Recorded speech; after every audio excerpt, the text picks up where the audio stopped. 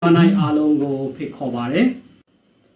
The general dine, wapu chin, assisting general sapu poyadre, Nokabato Jana Jabaso.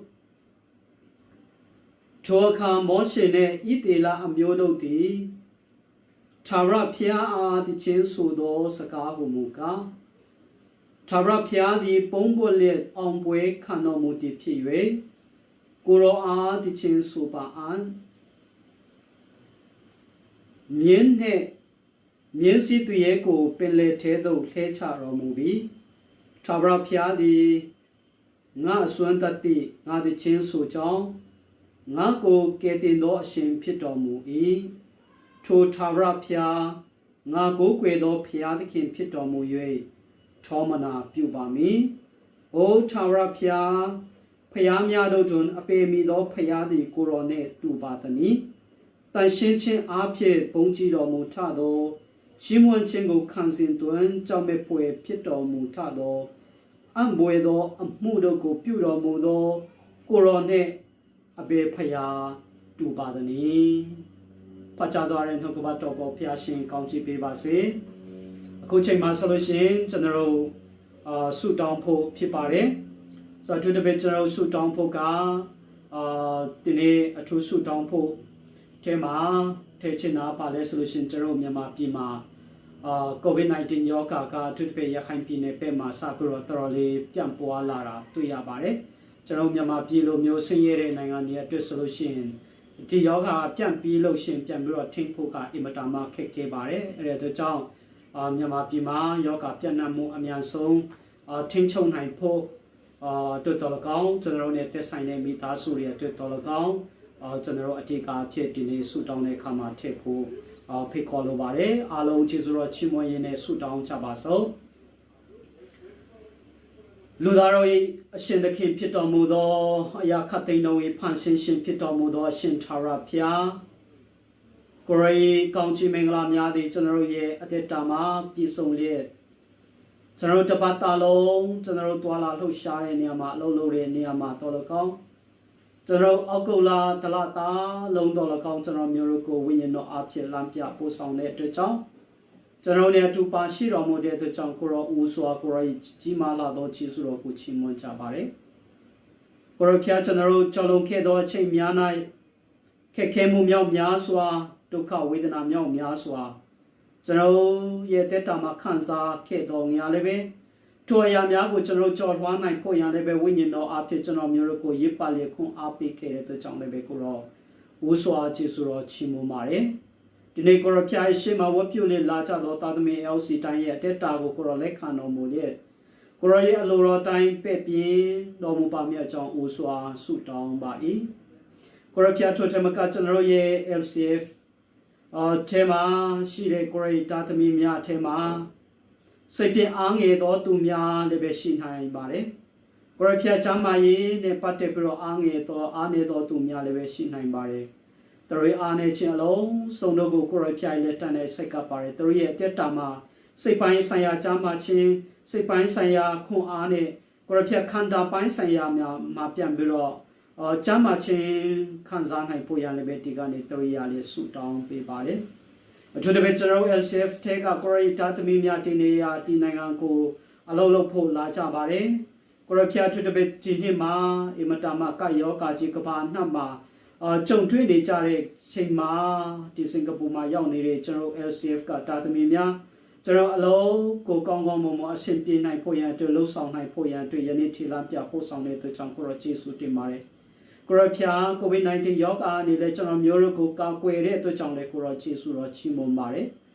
Corapia, allow a similar piety to Miashilin, being Corapia through allow Piambiro, through Lochine, Aloco, Piambiro, Yan Hypoyan, Twin Hypoyan, 3 Longan Saya, a Simpian Hypoyan, Corotaria, Prosutown Pibare. Totemaka, General Pian Trigger, Lolore Kama, Tika Piasichin. Daya Chin Mio Malebeka Kwe Lomuba, to the picture of COVID-19 Yoga Niletinati General Miracle Kakwe Soma, the Keto Selepiro, General Tetaku, Sele Soma, Domuba, Corapia Chisu Timare, ကျွန်တော်ဒီ LCF ယုံကြည်သူများထက်ကတာသမီများကြောင်းတက်နေတော်သူများလည်းပဲရှိမှာဖြစ်ပါတယ်ကိုရဖျားသူတို့ကြောင်းတက်တဲ့ခါမှာသူတို့တင်ခန်းစာများကိုတရှိတမြောက်နိုင်ဖို့ရန်အတွက်တော်လကောင်းသူတို့ပညာတင်တဲ့ခါမှာလိုအပ်သောကြောင်းလာခများလည်းပဲအရှင်းပြနိုင်ဖို့ရန်တော်လကောင်းကြောင်းတက်နေတော်တာသမီအရောက်စီတိုင်းတို့လည်းပဲသူရဆုတောင်းပေးပါတယ်ကိုရဖျားကျေးဇူးတင်ပါတယ်ကျွန်တော်နေစဉ်အသက်ရှင်တဲ့ခါမှာဒီနေ့ချီလမ်းပြပို့ဆောင်တဲ့ကဲတော့လာတန်တော့အချိန်များနေရများလာတိုင်းများလည်းပဲဆက်လက်ရွေးကိုရဖျားလမ်းပြပို့ဆောင်တော်မူပါကိုရဖျားကျွန်တော်မြန်မာပြည်မှာရှိတဲ့ကျွန်တော်နဲ့သက်ဆိုင်တဲ့မိသားစုဒါသမီများမိသားစုများရောက်စီတိုင်းအတွက်လည်းပဲတရိယာပြီးတော့ဆုတောင်းပေးပါတယ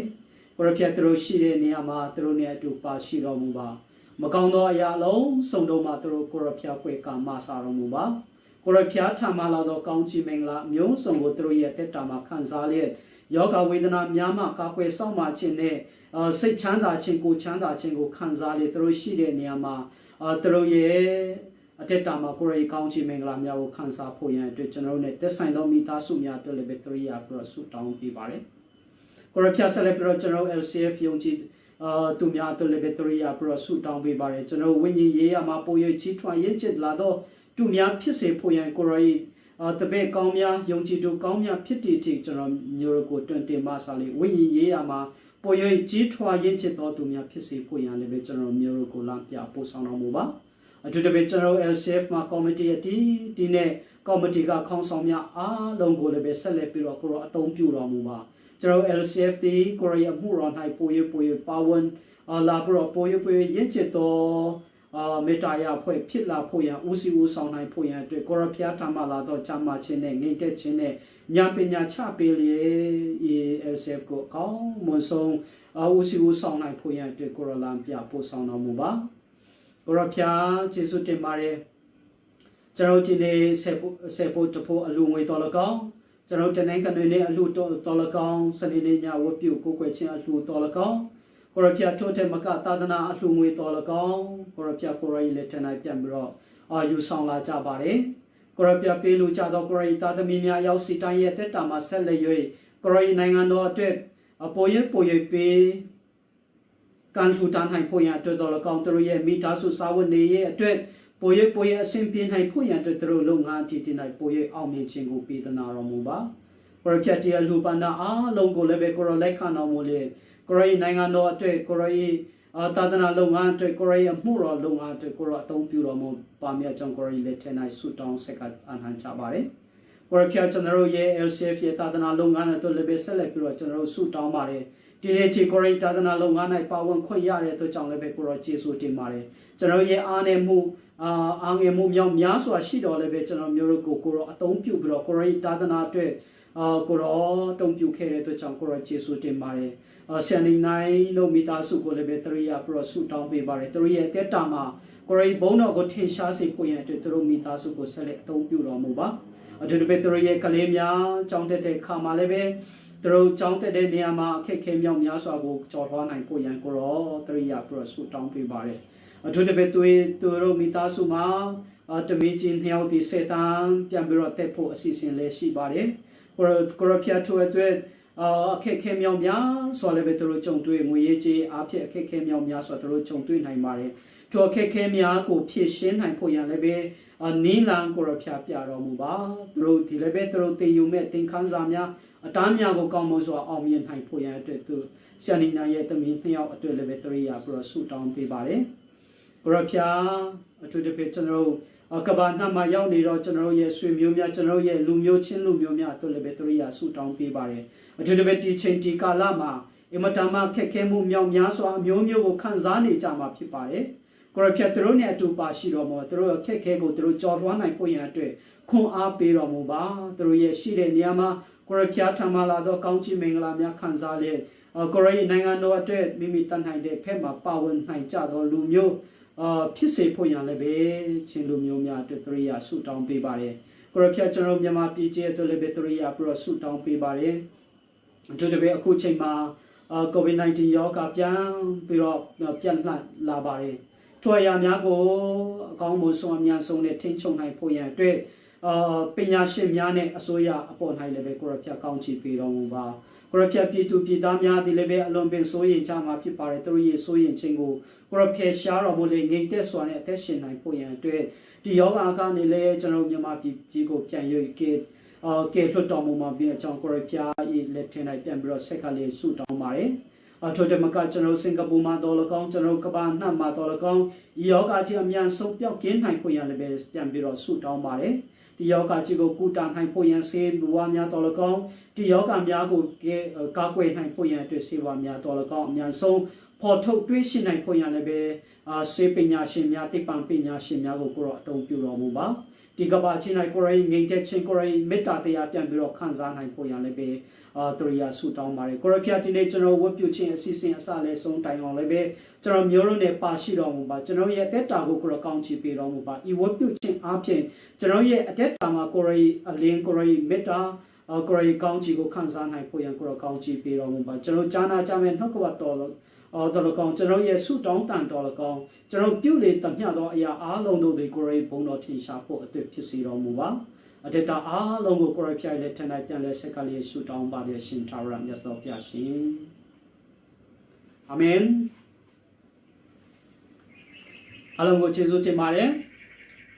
ဒီနေ့ကျွန်တော်ခွန်အားယူဖို့ကျွန်တော်ရွေးချယ်ထားတဲ့ကြံချက်ကကျွန်တော်ရဲ့ရှင်ယောဟန်ခရစ်ဝင်ကျမ်းကအဆက်ဖြစ်ပါတယ်ကျွန်တော်ရှင်ယောဟန်ခရစ်ဝင်ကျမ်းအခန်းကြီး2ကျွန်တော်ရောက်ပါပြီရှင်ယောဟန်ခရစ်ဝင်ကျမ်းအခန်းကြီး2အခန်းငယ်1ကနေ7ထိဒီနေ့ကျွန်တော်ခွန်အားယူဖို့ဖြစ်ပါတယ်ကျွန်တော်ကြားနာကြပါစို့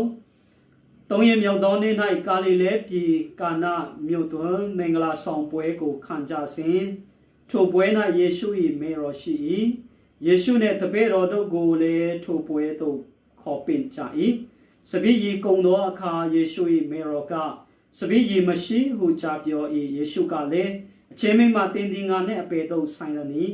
ငါအချိန်မရောက်သေးဟုမိန့်တော်မူ၏မေတော်ကလည်းသူစေခိုင်းသမျှတို့ကိုပြုကြလောဟုအစေခံတို့အားဆိုလေ၏ယုဒဘာသာအလျောက်စင်ကြယ်ခြင်းအဖို့အလုံးဟာထိုအရ၌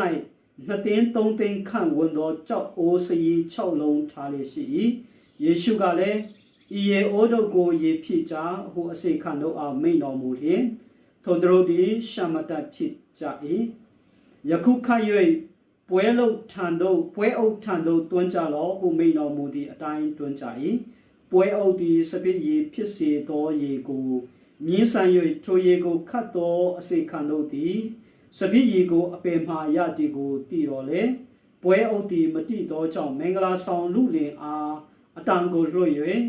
အခြားသောတူမီဒီကာရှေးဦးစွာကောင်းသောစပည့်ရေကိုထည့်၍ဝါစွာတောက်ကြပြီးမှညံ့သောစပည့်ရေကိုထည့်လေရှိ၏တင်မူကားကောင်းသောစပည့်ရေကိုယခုတိုင်အောင်တူထားပြီးဟုဆို၏ထို့သောယေရှုသည်ရှေးဦးစွာဤနမိတ်လက္ခဏာကိုဂါလိလဲပြည်ကာနမြို့၌ပြု၍မိမိဘုန်းတော်ကိုထင်ရှားစေတော်မူ၏တပည့်တော်တို့သည်လည်းယုံကြည်ကြ၏ဖတ်ကြားတော်ရဲ့နှုတ်ကပတ်တော်ပေါ်ဖျားရှင်ကောင်းချီးပေးပါစေဒီနေ့ကျွန်တော်ခွန်အားယူဖို့ကျွန်တော်ရွေးချယ်ထားတဲ့ခေါင်းစဉ်ကတော့ရေကိုစပည့်ရည်သို့ပြောင်းလဲစေသောယေရှု၏အဦးဆုံးသောနမိတ်လက္ခဏာဖြစ်ပါတယ် Jesus first miracle turning water into wine စပည့်ရေကိုစပည့်ရည်သို့ပြောင်းလဲစေသောယေရှု၏ပထမဆုံးသောအဦးဆုံးသောနမိတ်လက္ခဏာဖြစ်ပါတယ်ကျွန်တော်အခုဆိုလို့ရှိရင်ရှင်ယောဟန်ခရစ်ဝင်ကျမ်းအခန်းကြီး1ကိုကျွန်တော်ကြော်ပြီးတော့ပြီးသွားပြီးတော့ရှင်ယောဟန်ခရစ်ဝင်ကျမ်းအခန်းကြီး2ကိုကျွန်တော်ရောက်ပါပြီရှင်ယောဟန်အခန်းကြီး1ထဲမှာကျွန်တော်အများကြီးပဲပြောခဲ့ပါတယ်အထူးသဖြင့်ယေရှုဟာဖခင်ရဲ့နှုတ်ကပတ်တော်ဖြစ်တဲ့အကြောင်းဒါပြီးတော့ဗတ္တိဇံရှင်ယောဟန်ရဲ့အသက်တာအကြောင်းဒါပြီးတော့ယေရှုခရစ်ရဲ့တပည့်တော်2ယောက်ပေါ့လေတပည့်တော်အထူးသဖြင့် entry နဲ့ national အကြောင်းကိုကျွန်တော်ခံယူခဲ့ကြပြီးဖြစ်ပါတယ်ဒီနေ့မှာကျတော့အခန်းကြီး2ဖြစ်ပါတယ်အခန်းကြီး1မှာကျတော့ယေရှုခရစ်ပေါ်လာတဲ့အကြောင်းနဲ့ယေရှုခရစ်လူစားတီခံလာတဲ့အကြောင်းနဲ့ယေရှုခရစ်ဗတ္တိဇံခံပြီးတော့တပည့်တော်တွေကိုခေါ်တဲ့အကြောင်းဖြစ်ပါတယ်ဒီအခန်းကြီး2စရာနဲ့ချက်ချင်းကျွန်တော်ပါတွေ့ရတယ်ဆိုလို့ရှိရင် ယေရှုခရစ်ကသူ့ရဲ့အမှုတော်လုပ်ငန်းကိုစတဲ့အချိန်ဖြစ်ပါတယ်အခန်းကြီး2မှာယေရှုခရစ်ကအမှုတော်လုပ်ငန်းကိုစပြီးတော့လှုပ်ဆောင်တဲ့အကြောင်းဖြစ်ပါတယ်လှုပ်ဆောင်ပြီးတော့ပထမဆုံးသူပါလို့တယ်လဲဆိုလို့ရှိရင်ကာနမြို့မှာရေကိုစပြည့်ရအဖြစ်နဲ့မင်္ဂလာဆောင်ပွဲမှာပြောင်းပြီးတော့နမိတ်လက္ခဏာပြုတဲ့အကြောင်းအဲ့ဒါနဲ့ယေရှုကအမှုတော်လုပ်ငန်းကိုစတဲ့အကြောင်းဖြစ်ပါတယ်ဒီရေကနေစပြည့်ရကိုမင်္ဂလာဆောင်ပွဲမှာပြောင်းတဲ့အရာဟာနမိတ်လက္ခဏာကယေရှုခရစ်ရဲ့နမိတ်လက္ခဏာတွေထဲမှာပထမဆုံးဖြစ်ပါတယ်ဆိုယေရှုခရစ်ကကျွန်တော် gospel လေးခုကိုဖတ်တဲ့အခါမှာယေရှုခရစ်ကဘာလဲဆိုလို့ရှိရင်နမိတ်လက္ခဏာ30ကျော်ပေါ့လေသူလုပ်ခဲ့ပါတယ်ဒါပေမဲ့ရှင်ယောဟန်မှာကျတော့အဓိကအဖြစ်9ခုပဲသူကနမိတ်လက္ခဏာကိုရွေးထုတ်ပြီးတော့ဖော်ပြပါတယ်အဲ့ဒီထဲမှာကာနာမြို့မှာမင်္ဂလာဆောင်ပွဲမှာရေကိုစပစ်ရေပြောင်းခိုင်းတဲ့အကြောင်းကိုကျွန်တော်တို့ပထမဆုံးတွေ့ရပါတယ်ဟာတာသမားတယောက်ကဘာပြောတယ်လဲဆိုလို့ရှိရင်ယေရှုအစစ်နဲ့ယေရှုအတုကွာတဲ့အကြောင်းကိုပြောတာပေါ့လေဆို antichrist ယေရှုအတုပေါ့လေယေရှုအတုနဲ့ယေရှုအစစ်ကိုဘယ်လိုခွဲခြားမလဲဆိုပြီးတော့မေးကြတော့ဘာပြောတယ်လဲဆိုလို့ရှိရင်ယေရှုအတုကစပြည့်ရေကိုရေဖြစ်အောင်ပြောင်းတယ်တဲ့ယေရှုအစစ်ကကြတော့ရေကိုစပြည့်ရေဖြစ်အောင်ခွဲတယ်ဆိုတော့အဲ့မှာယေရှုအစစ်နဲ့ယေရှုအတုကိုကျွန်တော်တို့ခွဲဖို့ဖြစ်ပါတယ်ရေကိုစပြည့်ရေဖြစ်အောင်လုပ်တဲ့လူကယေရှုအစစ်စပြည့်ရေကိုရေပြောင်းတဲ့လူကယေရှုအတုဖြစ်ပါတယ်တဲ့ဘာဖြစ်ဖြစ်ကျွန်တော်တို့ဒီကာနာမြို့မှာယေရှုခရစ်ကစပြည့်ရေကိုစပြည့်ရေပြောင်းလဲတဲ့နမိတ်လက္ခဏာအကြောင်းဖြစ်ပါတယ်ကျွန်တော်မင်္ဂလာဆောင်ပွဲမှာယေရှုနဲ့သူ့ရဲ့တပည့်တော်တွေကိုဖိတ်ခေါ်ပါတယ်ဆိုတော့ဖိတ်ခေါ်ပြီးတော့အဲ့ဒီထဲမှာသူပါတယ်လဲဆိုလို့ရှိရင်ယေရှုခရစ်ရဲ့အမေဖြစ်တဲ့မာရိလည်းပဲပါပါတယ်ဆိုတော့တို့မင်္ဂလာဆောင်ပွဲမပြီးခင်မှာပဲတို့စပြည့်ရေကကုံသွားတဲ့ခါမှာ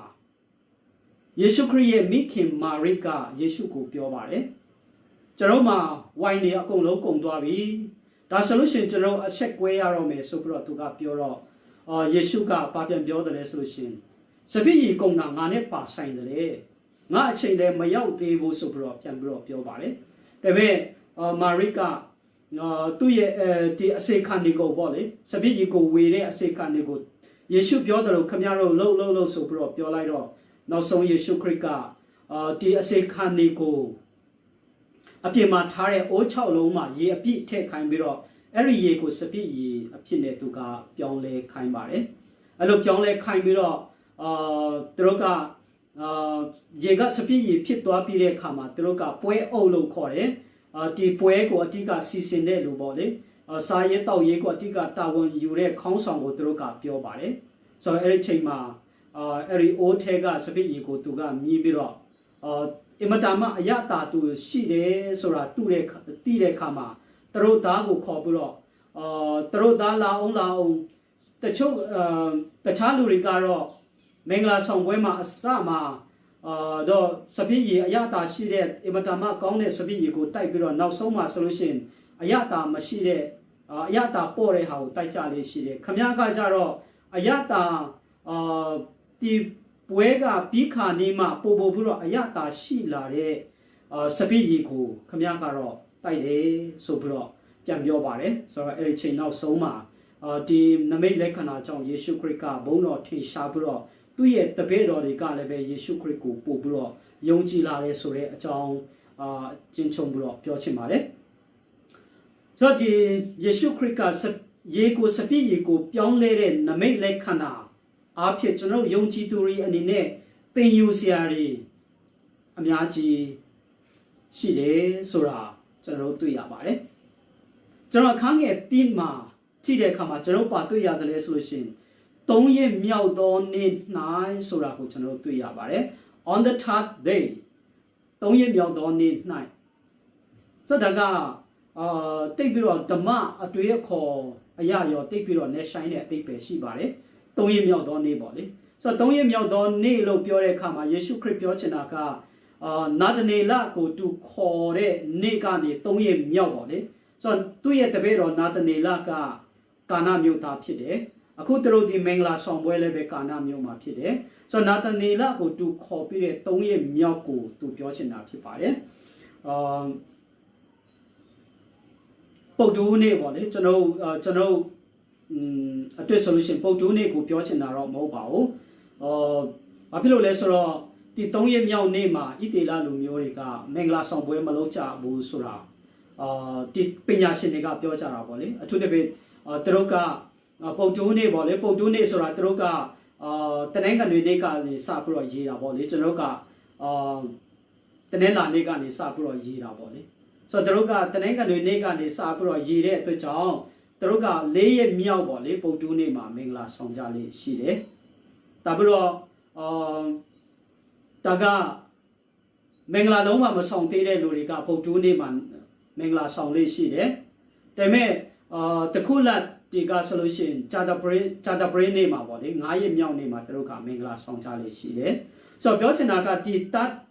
on the that day တတိယနေ့ဆိုတာက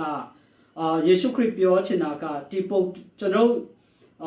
အခုရည်နေတဲ့3ရက်မြောက်နေ့ယူဒာလူမျိုးတွေအတွက်ဆိုလို့ရှိရင်အင်္ဂါနေ့ပေါ့လေကျွန်တော်အတွက်ဆိုလို့ရှိရင်ပုတ်တူးနေ့ယူဒာလူမျိုးတွေအတွက်ဆိုလို့ရှိရင်အင်္ဂါနေ့ပေါ့လေပြောချင်တာအင်္ဂါနေ့မှာသူတို့ကမင်္ဂလာဆောင်လေးမရှိတဲ့အတွက်ကြောင့်ဒီ3ရက်မြောက်နေ့ဆိုတာအင်္ဂါနေ့ကိုပြောချင်တာမဟုတ်ဘဲနဲ့နာသနေလကိုယေရှုကတပည့်တော်အဖြစ်ခေါ်တဲ့နေ့ကိုပြောချင်ခေါ်တဲ့နေ့ကနေ3ရက်မြောက်နေ့ကိုပြောချင်တာဖြစ်ပါတယ်။ဘာဖြစ်ဖြစ်ကျွန်တော်ဒီon the that day ဒါတရ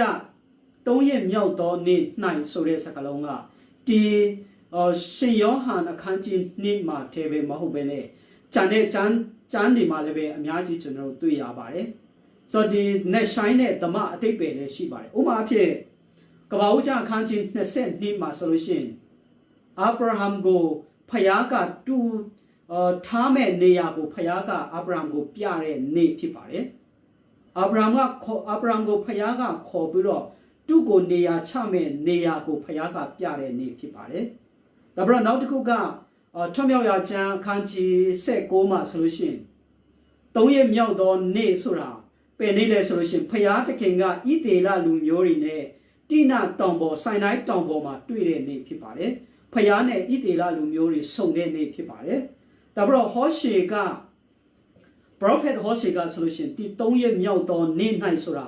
ပါသုံးတယ်လဲဆိုလို့ရှိရင်ဟောရှေခန်းကြီး6မှာကျွန်တော်တို့တွေ့ရပါတယ်။ဖယားသခင်ကကျွန်ခံနေတဲ့ဣသေလလူမျိုးတွေတည်နေတဲ့ဣသေလလူမျိုးတွေကိုပြန်ပြီးတော့အသက်ရှင်စေမဲ့နေ့ဆိုတဲ့အတိတ်ပဲဖြစ်ပါတယ်။ဒါပြီးတော့နောက်တစ်ခုကပါလဲဆိုလို့ရှိရင်ဂျောနာစောင်းမှာလည်းပဲဂျောနာကိုငါးကြီးပိုက်ထဲကနေဖျား3ရက်မြောက်သောနေ့မှာကယ်တင်တဲ့နေ့ဖြစ်ပါတယ်။ဒါပြီးတော့ကျွန်တော်တမန်တိကျမ်းစာမှာလည်းပဲ3ရက်မြောက်သောနေ့ဆိုတာယေရှုခရစ်တည်ပြီးတော့3ရက်မြောက်သောနေ့မှာရှင်ပြန်ထမြောက်တဲ့နေ့ဖြစ်ပါတယ်။ဆိုတော့3ရက်မြောက်သောနေ့ဆိုတဲ့စကားလုံးရှင်ယောဟန်အခုနဖတ်သွားတဲ့ကျမ်းချက်မှာ3ရက်မြောက်သောနေ့ဆိုတာဓမ္မတဘောတရားအရာလည်းပဲအင်မတန်မှနဲ့ဆိုင်တဲ့အသိပဲရှိပါတယ်။ဖယားသခင်ကကျွန်တော်ကိုကောင်းချီးပေးတဲ့နေ့ကျွန်တော်ကိုအတက်ပြန်ပြီးတော့ရှင်စေတဲ့နေ့ကျွန်တော်ကိုတည်ချင်းကနေကယ်တင်တဲ့နေ့ဆိုတဲ့အသိပဲအများကြီးရှိပါတယ်။ဒီထဲမှာလည်းပဲဒီရှင်ယောဟန်အခန်းကြီး1ထဲမှာလည်းပဲဒီ3ရက်မြောက်သောနေ့မှာယေရှုခရစ်ကအင်မတန်မှကြီးမားတဲ့အမှုကို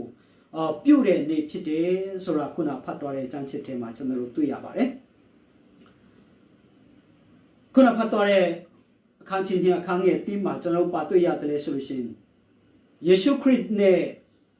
သူ့ရဲ့အမေမာရိကိုဖိတ်ကြပါတယ်မင်္ဂလာဆောင်ပွဲမှာသူတို့ကိုဖိတ်ပါတယ်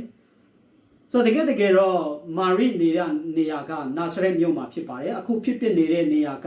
မင်္ဂလာဆောင်ပွဲကကာနာမြို့မှာဖြစ်ပါတယ်အင်မတန်မှဝေးပါတယ်နာဇရက်မြို့နဲ့ကာနာမြို့ဆိုတာအင်မတန်မှဝေးပါတယ်အဲ့ဒါကြောင့်မာရိကဒီမင်္ဂလာဆောင်ပွဲမှာလာရခြင်းကဘာဖြစ်လို့ဖြစ်မလဲဆိုပြီးတော့တချို့ကပြန်ပြီးတော့တွတ်တဲ့အခါမှာယေရှုခရစ်ရဲ့မိခင်မာရိကဒီမင်္ဂလာဆောင်တဲ့သူတို့သမီးတယောက်နဲ့ဆွေမျိုးတော်လို့ဖြစ်မယ်အဲ့ဒါကြောင့်အဝေးကြီးမှာရှိတဲ့သူကိုသူတို့ဖိတ်တာဖြစ်မယ်ဆိုပြီးတော့ပြောပါတယ်ဆိုတော့ဒီမင်္ဂလာဆောင်ပွဲဆိုတာဣသေလလူမျိုးတွေအတွက်ဆိုလို့ရှိရင်အင်မတန်မှအရေးပါပါတယ် အထူးသဖြင့်သူတို့ရဲ့ပတ်ဝန်းကျင်မှာရှိတဲ့ Greek တို့ရောမလူမျိုးတွေအတွက်ဆိုလို့ရှိရင်မင်္ဂလာဆောင်ပွဲဆိုတာသူတို့ကခန်းခန္ဓာနာသူတို့လုပ်လို့မရှိဘူးသူတို့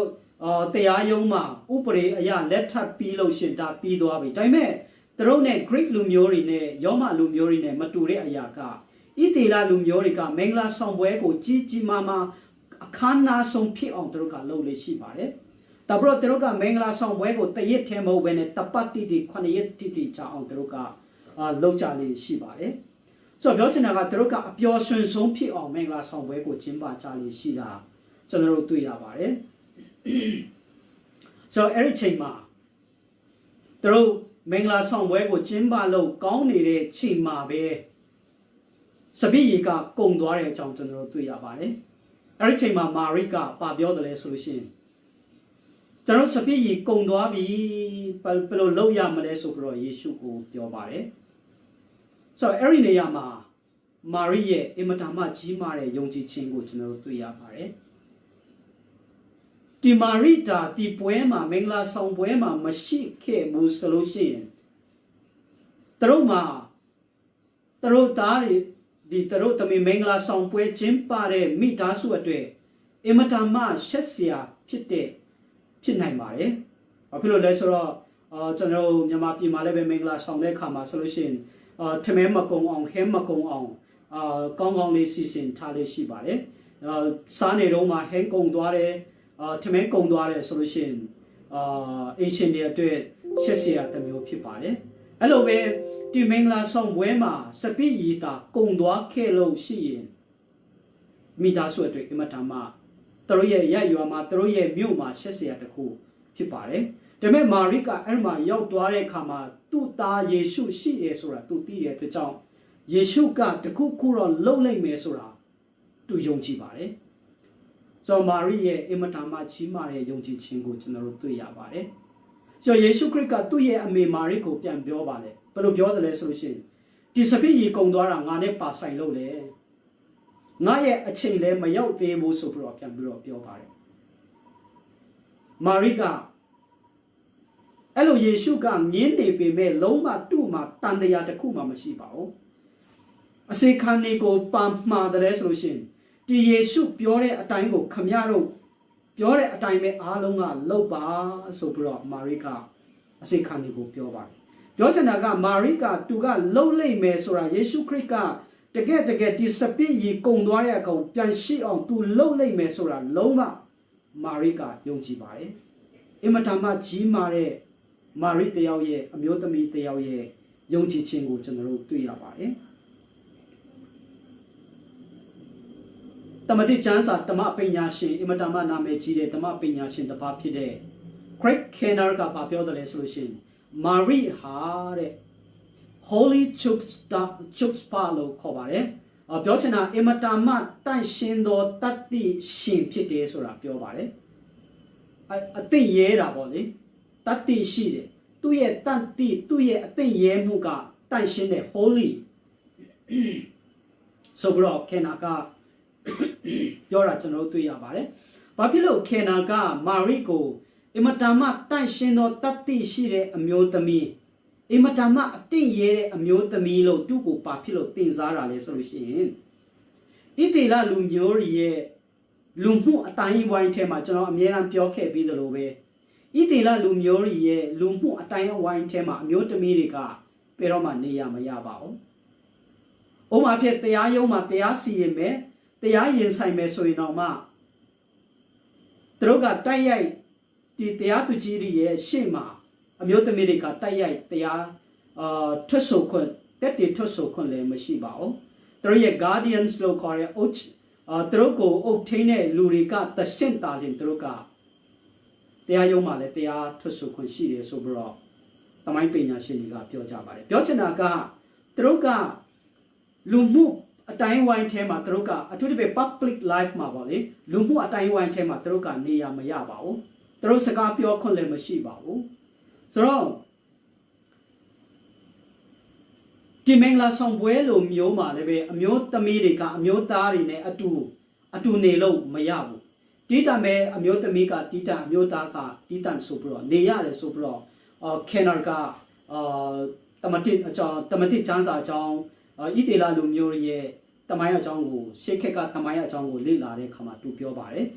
ပွဲလမ်းတပင်ဒီမှာလည်းပဲအမျိုးသားအမျိုးသမီးတိတတ်မဲနေရတယ်ဆိုတော့ဘာဖြစ်လို့သူက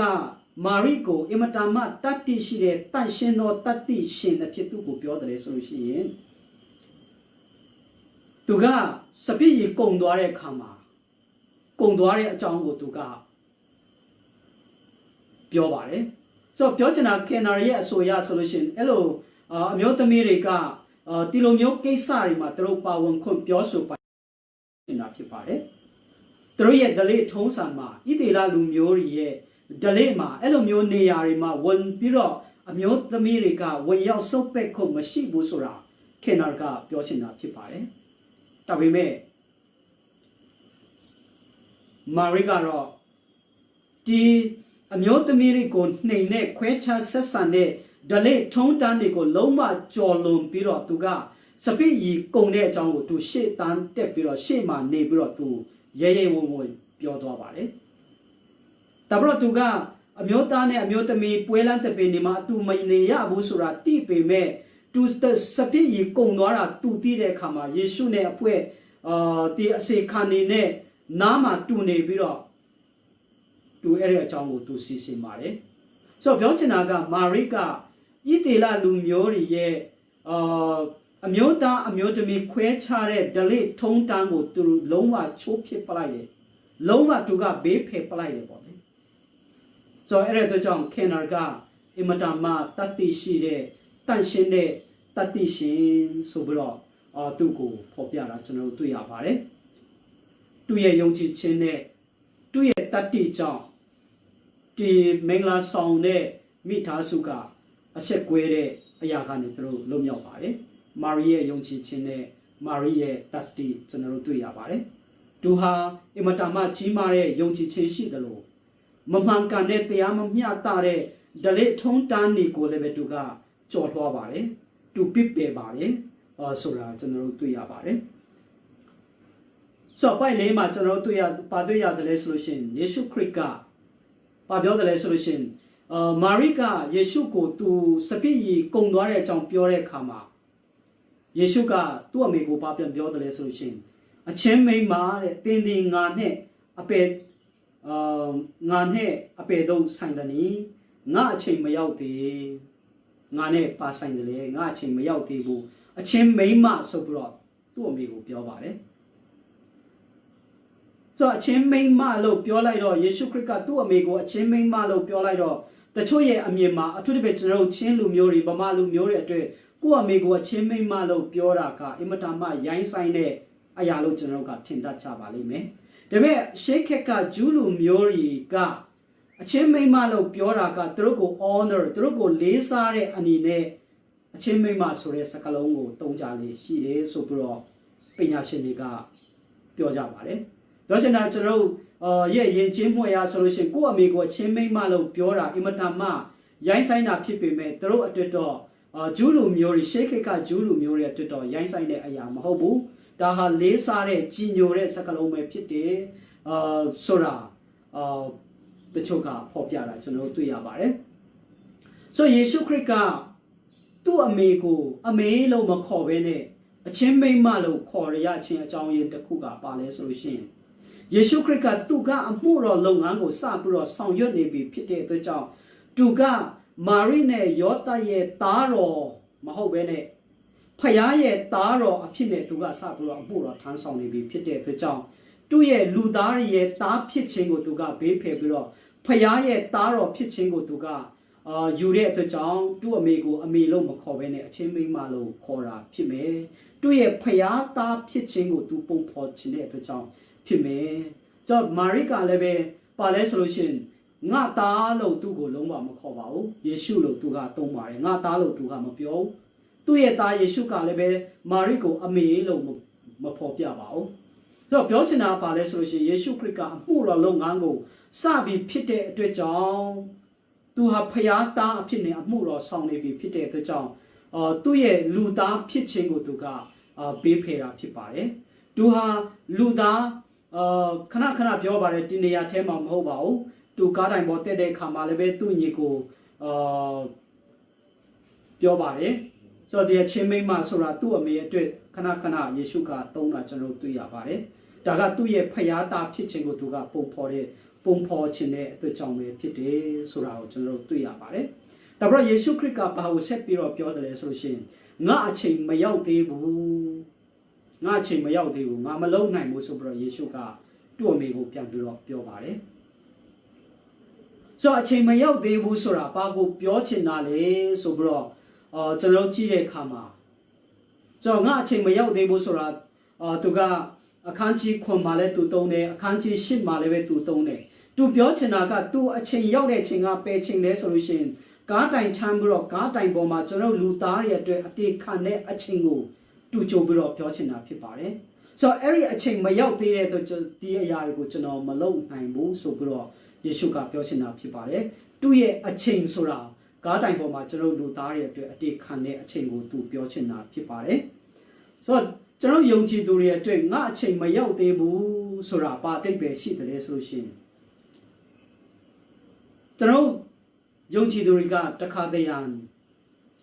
ဖခင်ရဲ့အချိန်စရာထက်ကျွန်တော်ရဲ့အချိန်စရာကိုပို့ပြီးတော့အလေးထားတတ်ကြပါတယ်တခါတည်းရန်ကျွန်တော်ကပဲအချိန်စရာတွေကိုဆွဲပြီးတော့ဒါရီလုပ်ပေးပါဒီနေ့မှာဒီချိန်မှာနောက်ပတ်မှာဒီအရာတွေကိုလုပ်ပေးပါဆိုပြီးတော့ဖခင်ကိုအချိန်စရာကိုပဲကျွန်တော်ကဖခင်ကိုပေးထားကြပါတယ်ဒါပေမဲ့ကျွန်တော်ယုံကြည်သူဒီကဆိုလို့ရှိရင်ကိုယ့်ရဲ့အချိန်စရာတဲ့ဖခင်ရဲ့အချိန်စရာကိုကျွန်တော်ကပို့ပြီးတော့အလေးထားဖို့လိုပါတယ်ဖခင်ကကျွန်တော်အတွက်ဖြစ်စေခြင်းတဲ့အချိန်စရာပေါ့လေကိုကဖခင်ကိုဒီအရာတွေပေးစေခြင်းတဲ့အချိန်စရာတွေမဟုတ်ဘဲနဲ့ဖခင်ကကျွန်တော်အတွက်ပြုခြင်းတဲ့အချိန်စရာကိုပို့ပြီးတော့အလေးထားဖို့လိုပါတယ်ဖခင်ကိုတာရီလုပ်ပေးပါ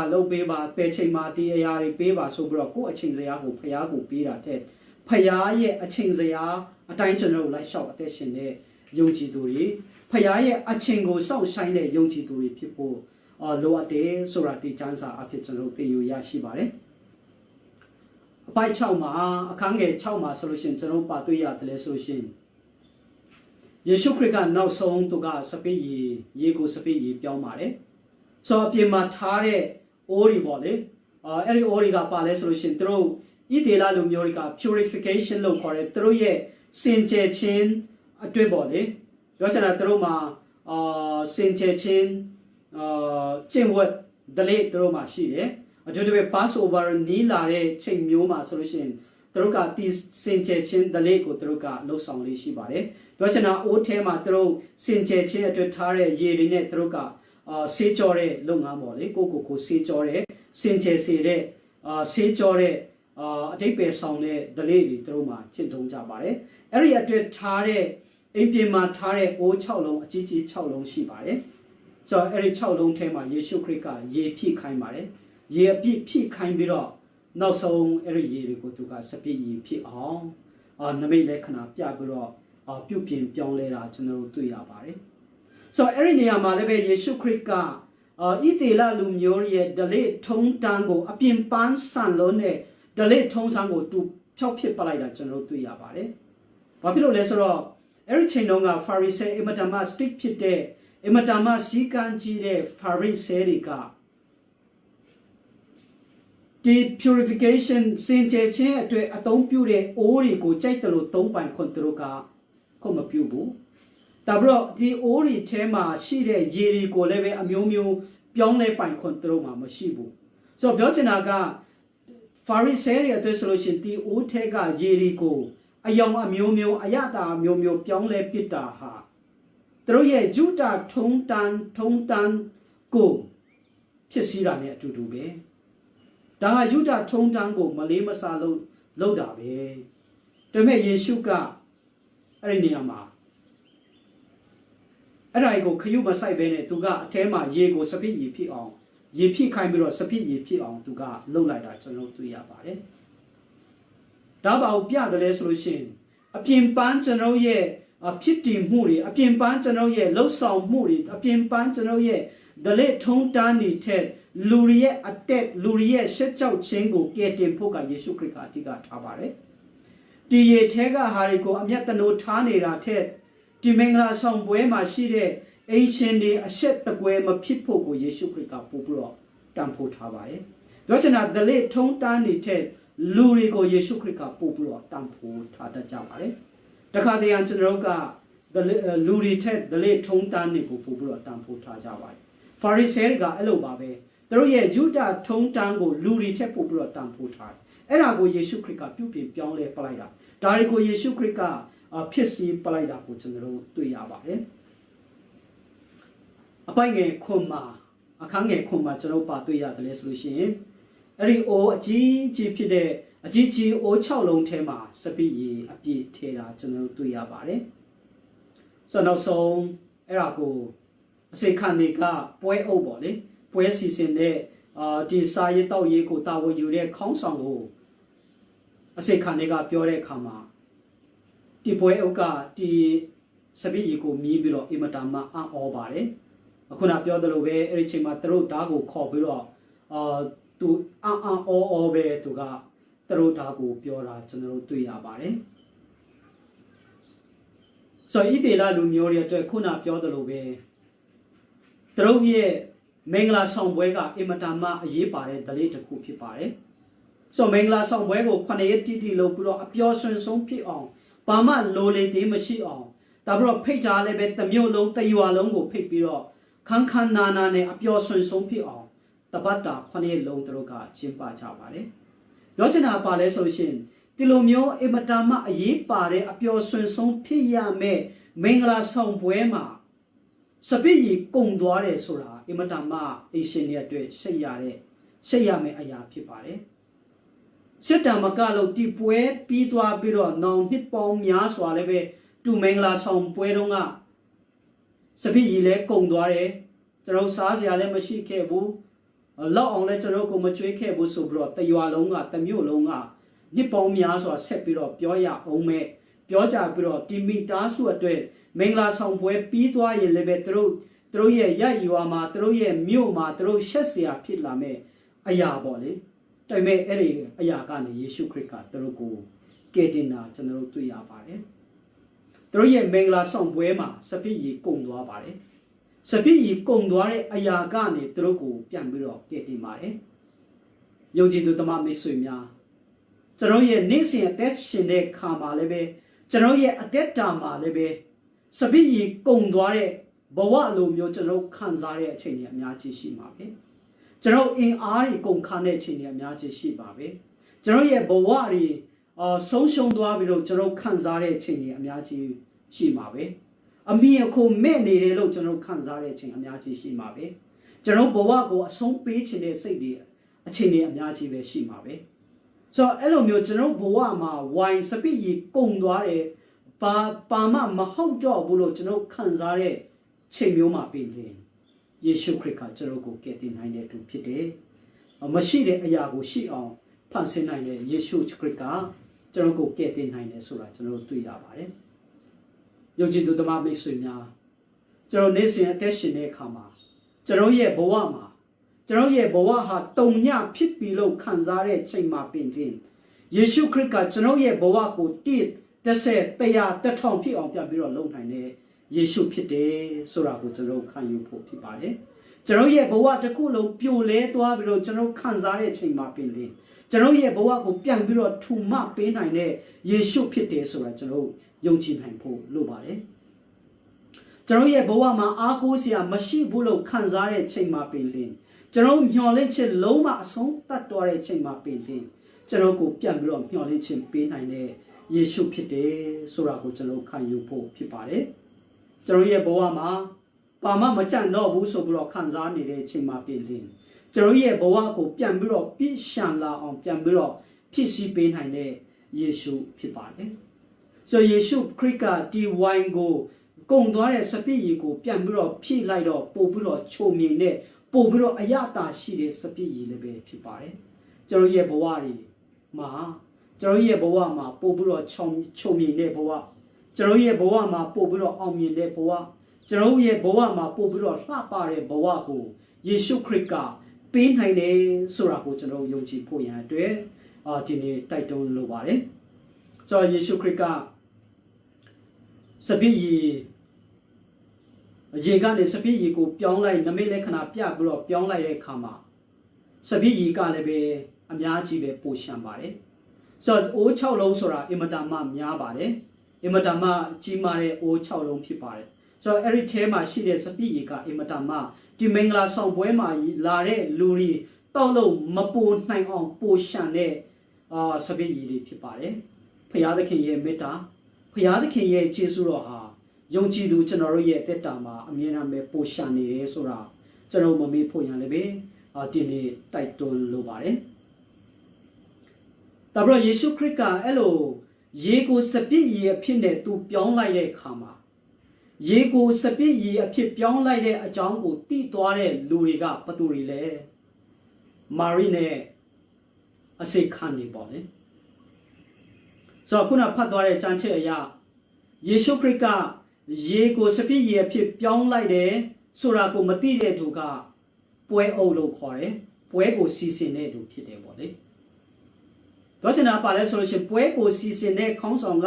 စပစ်ရေကုန်သွားမှလည်းမသိဘူးဒါပေမဲ့ဒီစပစ်ရေကုန်သွားတာကိုရှေ့အောင်ပြန်ပြီးတော့လှုပ်ယေရှုကလှုပ်တယ်ဆိုတာလည်းပဲမသိပါဘူးအဲ့ဒါကြောင့်Craig Kenner ကပြောတာပါလဲဆိုလို့ရှိရင်ဒီပွဲအုပ်ကအထက်တန်းစားလူဖြစ်မယ်ပေါ့လေ high status သူကအထက်တန်းစားလူပေါ့လေသူကဩဇာရှိတယ်ယာထိုးရှိတယ်လူသိရှင်ကြားဖြစ်တဲ့ပုဂ္ဂိုလ်ဖြစ်တယ်အဲ့ဒါကြောင့်ယေရှုခရစ်ကရေကိုစပစ်ရေပြောင်းတာကို तू မသိဘူးစပစ်ရေကုန်သွားတာလည်းပဲ तू မသိဘူးဒါပေမဲ့ဒီယေရှုခရစ်က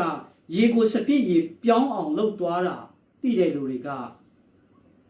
ပတ်ဝန်းကျင်မှာနာမည်လည်းမရှိဘူးနေရာလည်းမရတဲ့အမျိုးသမီးနဲ့အစေခံနေကျွန်းနေပဲဖြစ်တယ်ဆိုတော့ကျွန်တော်ရဲ့ဒီနေ့မှာလည်းပဲအထူးသဖြင့်ခရိယန်ယုံကြည်ချက်ကျွန်တော်ရဲ့တရင်ကောင်ခရစ်တော်ရဲ့ကယ်တင်ခြင်းတရားကိုအလေးမထားတဲ့လူတွေကချမ်းသာတဲ့လူတွေနဲ့ယာထိုးရှိတဲ့လူတွေဖြစ်နေတတ်ကြပါတယ်။အဲဒီချိန်မှာပဲယေရှုခရစ်ရဲ့ကယ်တင်ခြင်းတရားကိုပို့ပြီးတော့တန်ဖိုးထားပြီးတော့ယုံကြည်တဲ့လူတွေကအများအပြားဆင်းရဲချို့နေတဲ့လူသားတွေအပေခံလူသားစားတွေဆင်းရဲတဲ့လူသားစားတွေအောက်ခြေလူသားစားတွေကခရစ်တော်ရဲ့ကယ်တင်ခြင်းကိုပို့ပြီးတော့သိကြယုံကြတယ်ဆိုတာဆိုတော့ဒီနေ့ခေတ်မှာတော့ကောင်းဒီနမိတ်လက္ခဏာအဖြစ်အပျက်ပေါ်မှာတော့ကောင်းကျွန်တော်တို့တွေ့ရပါတယ်ဆိုတာရှေးယောဟန်ကဖော်ပြတာကျွန်တော်တို့တွေ့ရပါတယ်ဆိုတော့အပိုင်းဆက်တီမှာအပိုင်းအခန်းငယ်ဆက်တီမှာကျွန်တော်ပါတွေ့ရတယ်လဲဆိုလို့ရှိရင်နောက်ဆုံးဒီနမိတ်လက္ခဏာပြီးသွားတဲ့အခါမှာကျွန်တော်ပါတွေ့ရတယ်လဲဆိုလို့ရှိရင်ယေရှုခရစ်ရဲ့ဘုန်းတော်ထင်ရှားတယ်ဆိုတာကျွန်တော်တို့တွေ့ရပါတယ်ခရစ်တော်ရဲ့နမိတ်လက္ခဏာရဲ့အဓိကဥတီချက်ကရေကိုစပစ်ရေဖြစ်အောင်လုပ်တဲ့ဟာအဓိကမဟုတ်ဘူးလူတွေကစပစ်ရေကိုတောက်ရတဲ့ဟာအဓိကမဟုတ်ဘူးအဓိကဒီနမိတ်လက္ခဏာရဲ့ဥတီချက်ကခရစ်တော်ရဲ့ဘုန်းတော်ထင်ရှားခြင်းပဲဖြစ်ပါတယ်ဒီနမိတ်လက္ခဏာအားဖြင့်ခရစ်တော်ရဲ့ဘုန်းတော်ထင်ရှားခြင်းကအဓိကဖြစ်ပါတယ်ယေရှုခရစ်ကသာသနာလုပ်ငန်းအမှုတော်လုပ်ငန်းကိုသူစတော့မဲ့အတွက်ကြောင့်သူ့ရဲ့ဘုန်းတော်ထင်ရှားဖို့သူဟာဖျားသားဖြစ်တယ်ဆိုတာလူတွေကတိဖို့ယေရှုခရစ်ရဲ့ဘုန်းတော်ထင်ရှားဖို့ကအဓိကဖြစ်ပါတယ်ကျွန်တော်ရဲ့အောင်မြင်ခြင်းတွေကျွန်တော်ရဲ့ချမ်းသာခြင်းတွေကျွန်တော်ရဲ့ကြွယ်ဝခြင်းတွေကျွန်တော်ခံစားရတဲ့ကောင်းချီးမင်္ဂလာတွေရဲ့အဓိကဥတီချက်ကဖျားသခင်ရဲ့ဘုန်းတော်ဖြစ်ဖို့အဓိကချပါတယ်ကျွန်တော်ရဲ့အောင်မြင်တဲ့ချိန်မှာတော့လည်းကောင်းကျွန်တော်ကြွယ်ဝချမ်းသာတဲ့ချိန်မှာတော့လည်းကောင်းကောင်းချီးမင်္ဂလာခံစားတဲ့ချိန်မှာတော့လည်းကောင်းဒီအရာရဲ့ဥတီချက်ကဖျားသခင်ရဲ့ဘုန်းတော်ထင်ရှားဖို့အဓိကကျွန်တော်ဥတီဖို့ခံယူဖို့ဖြစ်ပါတယ်နောက်ဆုံးအဲ့လိုခရစ်တော်ရဲ့ဘုန်းတော်ထင်ရှားတဲ့အခါမှာတပည့်တော်တွေကလည်းပဲယေရှုခရစ်ကိုပို့ပြီးတော့ယုံကြည်လာပါတယ်ဒီခရစ်တော်ရဲ့ဘုန်းတော်ထင်ရှားဖို့ကသူ့ရဲ့တပည့်တော်တွေအတွက်အင်မတန်မှအရေးပါပါတယ်ယေရှုခရစ်ဟာတကယ်ဖျားသားဖြစ်တယ်ဆိုတာဒီတပည့်တော်တွေကတိမှသူ့နောက်ကိုလိုက်ချင်မှာဖြစ်ပါတယ်အဲ့ဒါကြောင့်ဒီအရာဟာလည်းပဲတပည့်တော်ရဲ့ယုံကြည်ခြင်းအတွက်ခရစ်တော်ရဲ့နောက်ကိုလိုက်နိုင်ဖို့ရန်အတွက်အင်မတန်မှအရေးပါတဲ့နမိတ်လက္ခဏာဖြစ်ပါတယ်အဲ့လိုပဲတပည့်တော်တွေကဒီနမိတ်လက္ခဏာကြောင့်ယေရှုခရစ်ကိုသူတို့ယုံကြည်သွားတယ်ပို့ပြီးတော့ယုံကြည်လာတယ် ပို့ပြီးတော့သူ့နောက်ကိုလိုက်လာကြတယ်ဆိုတာဒီချမ်းစာအဖြစ်ကျွန်တော်သိယူရရှိနိုင်ပါတယ်။နေကုန်းအဖြစ်ကျွန်တော်ပြောမယ်ဆိုလို့ရှိရင်ယေရှုခရစ်ကသူ့ရဲ့ပထမဆုံးသောနမိတ်လက္ခဏာကိုကာနာမြို့မှာမင်္ဂလာဆောင်ပွဲမှာရေကိုစပစ်ရေဖြစ်ပြုပြင်ပြောင်းလဲပြီးတော့သူကသူ့ရဲ့မှုတော်လုပ်ငန်းကိုစတင်ခဲ့တာကျွန်တော်တွေ့ရပါတယ်။ဒီမင်္ဂလာဆောင်ပွဲမှာယေရှုလည်းပဲဖိတ်ခေါ်ခြင်းခံရပါတယ်။ဒီမင်္ဂလာဆောင်ပွဲမှာယေရှုသာဖိတ်ခေါ်ခြင်းမခံရဘူးဆိုလို့ရှိရင်ယေရှုသာမဖိတ်ခဲ့ကြဘူးဆိုလို့ရှိရင်ဒီမိသားစုကအင်မတန်မှရှက်ကြောက်ခြင်းနဲ့ခံစားကြမှာဖြစ်ပါတယ်။ဒါပေမဲ့ယေရှုကိုဖိတ်တဲ့အတွက်ကြောင့်သူတို့ကရှက်ကြောက်ခြင်းကနေလွတ်မြောက်သူများရဲ့ကဲ့ရဲ့ခြင်းကနေသူတို့လွတ်မြောက်သွားပါတယ်။မိတ်ဆွေယုံကြည်သူဓမ္မမိတ်ဆွေများကျွန်တော်ရဲ့အသက်တာမှာဝမ်းသာတဲ့အခါမှာဖြစ်စေကျွန်တော်ဝမ်းနေတဲ့အခါမှာဖြစ်စေကျွန်တော်အောင်မြင်တဲ့အခါမှာဖြစ်စေကျွန်တော်ကြဆုံးတဲ့အခါမှာဖြစ်စေအရှင်ပြေတဲ့အခါမှာဖြစ်စေကျွန်တော်ခက်ခဲတဲ့အခါမှာဖြစ်စေယေရှုခရစ်ကိုကျွန်တော်ရဲ့အသက်တာမှာအမြဲတမ်းဖိတ်ခေါ်တယ်ဖိတ်တဲ့ယုံကြည်သူတွေဖြစ်ဖို့အရေးပါတယ်ဆိုတာကျွန်တော်တို့တွေ့ရပါတယ်။ဒါပြီးတော့ဘယ်အချိန်မျိုးမဆိုဒီခရစ်တော်ရဲ့တကူဖျားသခင်ရဲ့ဩဇာဖျားသခင်ရဲ့တကူပေါ်မှာကျွန်တော်တန်တရားမရှိဖို့လိုအပ်ပါတယ်။ကျွန်တော်ရဲ့ဘဝဟာဘလောက်ပဲမှောင်မိုက်နေပါစေ။ကျွန်တော်ရဲ့ဘဝဟာဘလောက်ပဲမျှော်လင့်ခြင်းကင်းမဲ့နေပါစေ။သူ့အချိန်ကြာလို့ရှိရင်ကျွန်တော်တို့အတွက်ဖျားသခင်ကအကောင်းဆုံးလုပ်ပေးမယ်ဆိုတော့ဖျားသခင်ရဲ့တကူပေါ်မှာပေတော့မှတန်တရားရှိတဲ့ယုံကြည်သူတွေမဖြစ်ဖို့လိုပါတယ်။သူ့ရဲ့အချိန်တန်တဲ့အခါမှာကျွန်တော်တို့အတွက်ဘုရားသခင်ကအကောင်းဆုံးလုပ်ပေးမယ်ဆိုတာယုံကြည်ဖို့လိုပါတယ်။ဒါပြီးတော့ကျွန်တော်ရဲ့ဘဝအိုးထဲမှာမျောလင့်ခြင်းတွေကုန်ခန်းနေတယ်။ကျွန်တော်ရဲ့အသက်တာမှာစပည့်ရီလိုခြုံမြင်တဲ့အရာတွေကုန်ခန်းပြီးတော့ကျွန်တော်ရဲ့ဘဝကအင်မတန်မှခါတီးလွန်းတယ်လို့ခံစားနေတဲ့အချိန်မှာကျွန်တော်ရဲ့ဘဝမှာအရာအားလုံးဟာကုန်ခန်းသွားပြီးလို့ခံစားနေတဲ့အချိန်မှာကျွန်တော်ရဲ့အတွက်ဘုရားသခင်ရဲ့မေတ္တာဟာအမြဲတမ်းပိုရှာနေမြဲဖြစ်တယ်ဆိုတာကိုလည်းပဲကျွန်တော်တရိယာဖို့ရတဲ့ဒီနေ့ခွန်အားပေးလို့ပါတယ်ကျွန်တော်မှာယာထုမရှိဘူးကျွန်တော်မှာအာနာမရှိဘူးကျွန်တော်ရဲ့ဘဝကနှုံချနေတယ်ဆိုတော့ခံစားနေတဲ့အချိန်မှာပင်လင်ကျွန်တော်ဘုရားသခင်ကမျက်နှာလိုက်တဲ့ဖျားမဟုတ်ပေမဲ့ကျွန်တော်တမန်ကျမ်းစာကြည့်တဲ့အခါမှာဖျားသခင်ဟာအားနေတဲ့လူတွေဖက်မှာ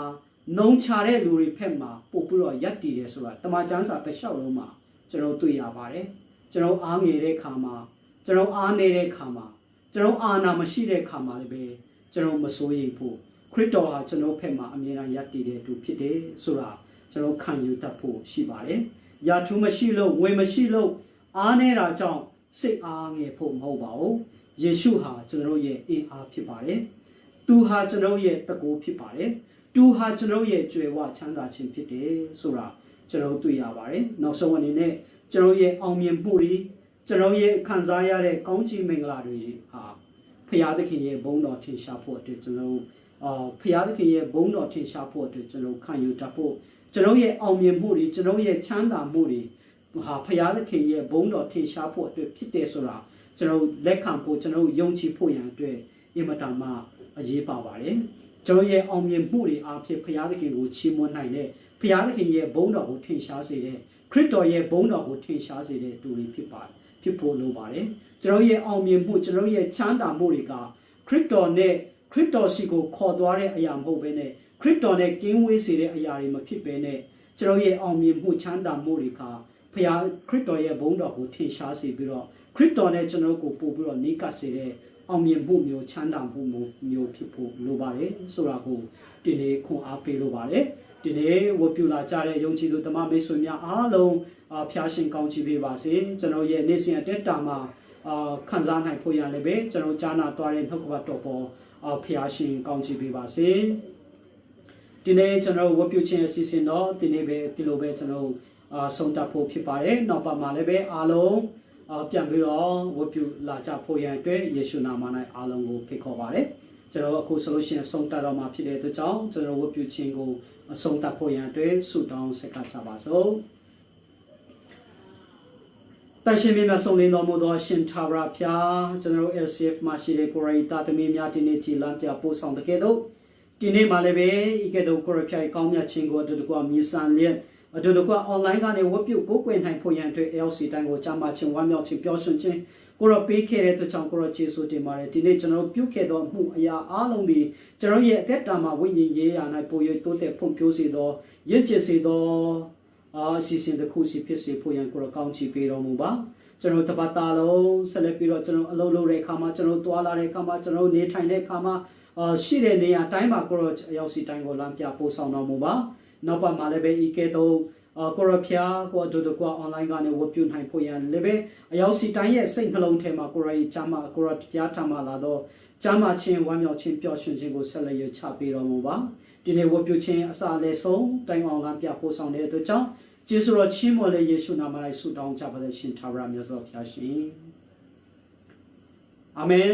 အားလုံးကိုကျေးဇူးတင်ပါတယ်အားလုံးကိုဖျားရှင်ကောင်းချီးပေးပါစေ